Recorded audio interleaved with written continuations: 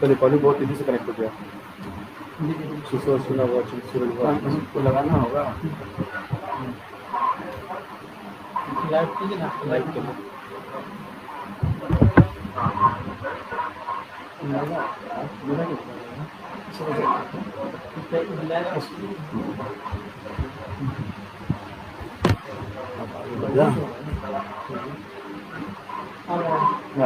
पहले भी शुरू करें। अभी कहाँ कुछ आवाज़ नहीं आ रही। आवाज़ नहीं आ रहा, आपका आवाज़ भाग जाएगा। इधर से किसी का आवाज़ नहीं आता, बस आपका जाएगा। कौन होता है?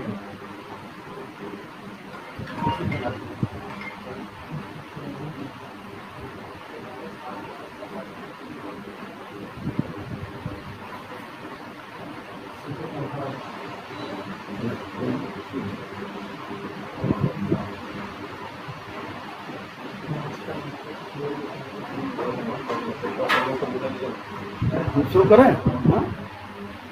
नमस्कार आप सबको।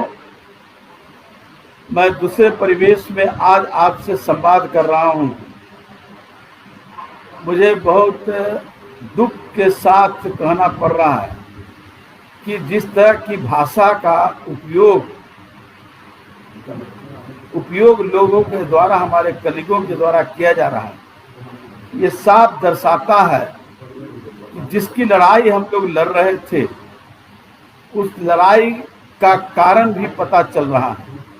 कारण ये पता चल रहा है कि हम मनुवाद के खिलाफ थे और वही मनुवादी व्यवस्था के तहत हम पर कई तरह के बात कहने का काम, हम उपहास उड़ाने का काम, अपमान करने का काम किया जा रहा है।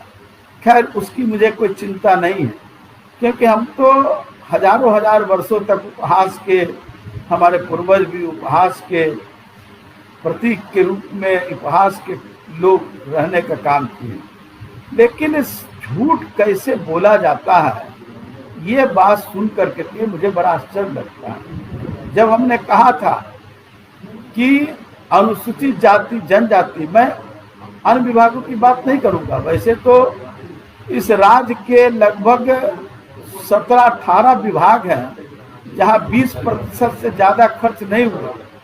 लेकिन मैं सिर्फ बात करना चाहता हूं कि अनुसूचित जाति जनजाति कल्याण विभाग का जब हमने कहा कि आपने सिर्फ 11% खर्च किया और आप बता रहे हैं कि बजट हमारा इतना था, 2 लाख करोड़ का पूरा देश राज्य का बजट था, और यहाँ का बजट आप कह रहे थे कि 1417 करोड़ का बजट था, 1700 करोड़ का बजट, 1665 करोड़ का बजट अनुसूचित जाति जनजाति कल्याण में, और आपने खर्च किया सिर्फ 288 करोड़ दिसंबर के एंड तक।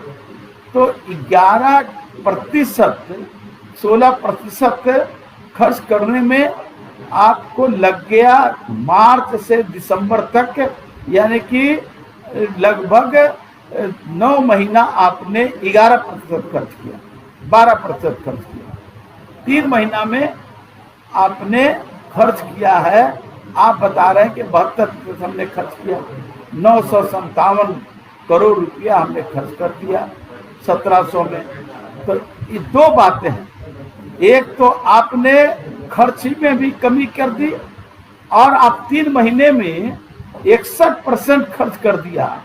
तो 61% घोटाला था कि क्या था, भ्रष्टाचार था क्या, उसका और कोई कारण था, इसको भी बताना चाहिए उनको कि हम 9 महीना में 11%, 12% और 3 महीना में हम 61% ही खर्च कर पाए।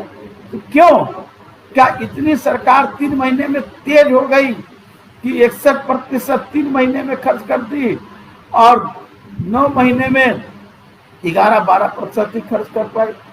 ये बात का एहसास लोग करें। और उसके बाद भी आप 2 लाख करोड़ का बात कर रहे हैं, 957 करोड़ का बात कर रहे हैं कि हमने खर्च कर दिया। तो ठीक है, एक पक्ष तो जाता है कि भ्रष्टाचार हुआ, दूसरा पक्ष जाता है कि 1700 करोड़ में आप 957 करोड़ खर्च किए, तो बाकी पैसा क्यों नहीं खर्च कर पाए? ये आप अपने अनुसूचित जाति जनजाति के प्रति कितना दलित प्रेम है, कितना उनका आपका भावना छलकता है, इस बात का एहसास करता है। तो आपको मैथमेटिक्स थोड़ा ठीक ठाक कर लेना चाहिए और बताना चाहिए कि हमने क्यों नहीं खर्च किया, और खर्च किया ज़्यादा 3 महीना में, तो क्या कारण था कि हम 3 महीना में हमारी गति इतनी तेजी हो गई कि हम अपना गति को और बढ़ाने का काम करने लगे, और 9 महीना तक हम बहुत ही स्थिर रहने का काम किए। ये बात तो आपको बताना चाहिए। दूसरा, आप कह रहे हैं कि दलितों को हमने सम्मान दिया, हमने जीतन बाबू को हमने अपनी कुर्सी छोड़ करके उनको कुर्सी देने का काम किया, श्याम रजक को उद्योग मंत्री बनाने का काम किया, दशरथ मांझी को अपनी कुर्सी छोड़ करके अपनी कुर्सी पर बैठाने का काम किया।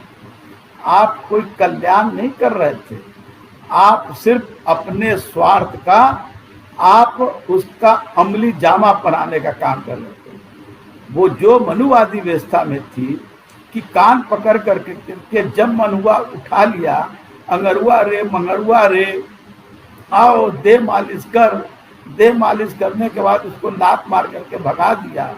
उसी तरह से आप समझते हैं कि दलित भिखारी है, और जीतन बाबू जैसे प्रसिद्ध आदमी को आप कहते हैं कि हमने कुर्सी पर बैठाया। जनता बैठाती है, जनता के फैसले बैठाती है। आपने बैठाया तो आपने हटाने के बाद कहा कि मैं अपने जिंदगी का सबसे बड़ा गलती किया, यानी कि दलित को बैठा करके हमने गलती किया। तो बैठाने का तो प्रशंसा कर रहे हैं, लेकिन हटाने का कारण जो था, जो आप कह रहे हैं कि हमने अपनी जिंदगी का बहुत बड़ा गलती किया, तो ये बात नहीं। और श्याम रजक को उद्योग मंत्री आपने ही, विभाग तो आपने दिया, बनाया, ये तो मुख्यमंत्री का होता है, हिस्सा होता है अनुसूचित जाति जनजाति का, और आपने भी बनाया। तो इसके पहले भी कई लोगों ने बनाया, और वो बना करके आपने एहसान नहीं किया, बल्कि संविधान के प्रदत्त जो अधिकार रहे उसका उपयोग करना था। नहीं करते तो फिर आपके लिए प्रश्नवाचक चिन्ह हो जाता। तो आपने बनाया और फिर किस तरह से बेइज्जत कर करके हटाने का काम, करने का काम किया।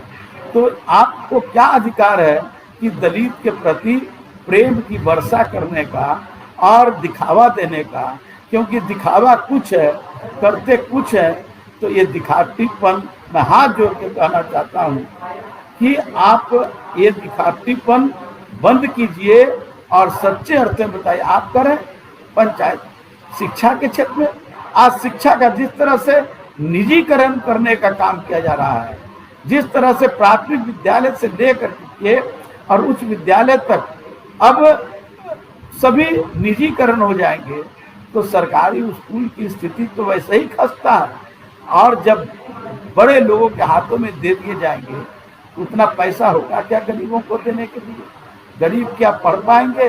और आप कह रहे हैं नई शिक्षा नीति में कि बढ़ई कर्मकार बनाने का काम करेंगे प्राथमिक क्षेत्र में।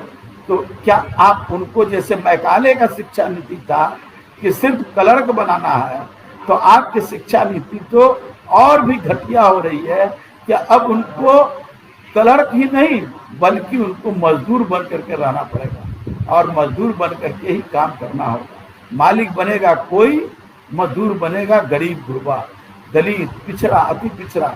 तो मैं यही कहना चाहता था आप सबसे कि आप इस बात को समझिए और अपना प्रायश्चित करने का काम कीजिए। प्रायश्चित करिए कि हम जो कह रहे हैं, जो हमारे मन में है, जो हमारी नीयत है, वो नीयत स्पष्ट रूप से बताइए कि दलित प्रेम नहीं बल्कि दलित का उपयोग करना था, और उपयोग करके अपने स्वार्थ की सिद्धि करना था। इस स्वार्थ की सिद्धि करके आप सिर्फ दलितों को ठगने का काम कर रहे हैं, धोखा देने का काम कर रहे हैं। बिहार का दलित युवा सारे लोग आज आक्रोशित हैं। उनके साथ जिस तरह आज प्रोन्नति में आरक्षण नहीं हुआ, आज आप लोगों का जो अनुसूचित जाति, चाहे आपका जितने आयोग हैं, आपका विश्वविद्यालय सेवा आयोग में भी अनुसूचित जाति के सदस्य नहीं है, आपका यूपीएससी में नहीं है, आपका कर्मचारी चयन आयोग में नहीं है, पुलिस सेवा आयोग में नहीं है, तो आप अनुसूचित जाति को कैसे न्याय देने का बात सोचते हैं? आप सिर्फ दिखावटीपन कर रहे हैं। क्या एक भी अनुसूचित जाति का सदस्य ऐसा नहीं मिला कि जो आप उसको आप सदस्य बना सके? और आप वही लेने का काम कर रहे हैं कि पंचायती राज में हमने दिया आरक्षण, दिया, आपने दिया, लेकिन उसके अधिकारों को पदाधिकारियों के हाथों में कैद करने का काम किया। पदाधिकारी जैसे चाहते हैं वैसे काम होता है, बल्कि जो जनप्रतिनिधि हैं, जो हमारा वार्ड सदस्य है, जो हमारा मुखिया है, जो हमारा जो पंचायत समिति का सदस्य है, जो हमारा सरपंच है, उसके पास सिर्फ दिखावटीपन में अधिकार है। काम करने का काम तो उनके पदाधिकारियों के द्वारा होता है। पदाधिकारी जैसा चाहते हैं वैसा होता है।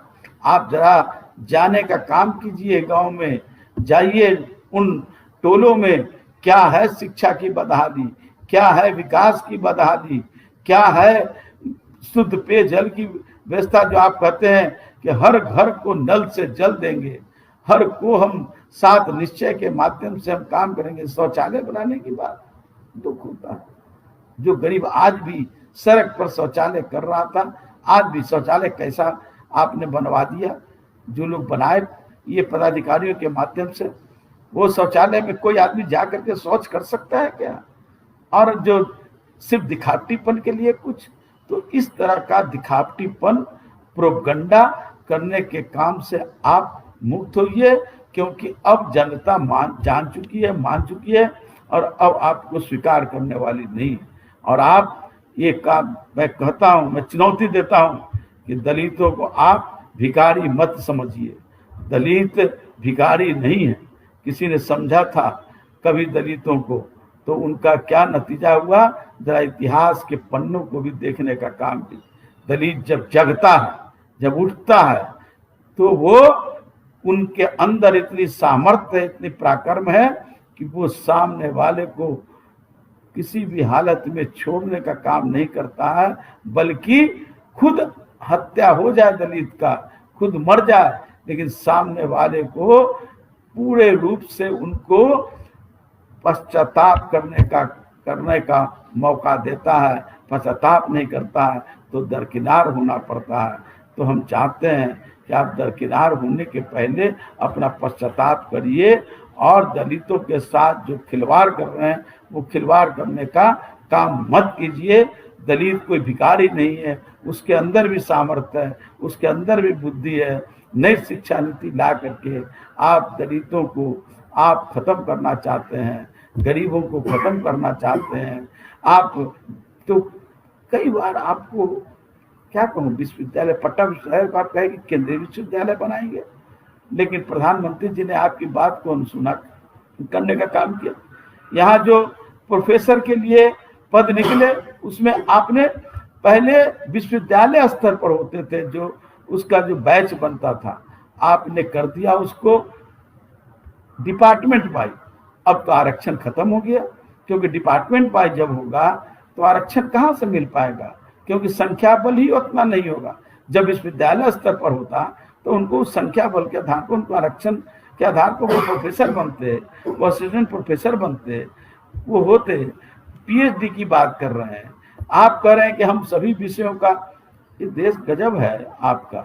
आप बिहारी की बात करते हैं। मैं पूछना चाहता हूँ कि हर राज्यों ने आपने डोमिसाइल निकाला है, और आपके यहाँ क्यों नहीं डोमिसाइल है? क्या सिर्फ बाहर के लोग आकर के? यहाँ तो ये हाल है कि बाहर के लोग ठेकेदार आकर के बड़े बड़े काम कर रहे हैं, मजदूर भी बाहर से आ रहे हैं, हमारे लोग को मजदूरी नहीं मिल रहा है।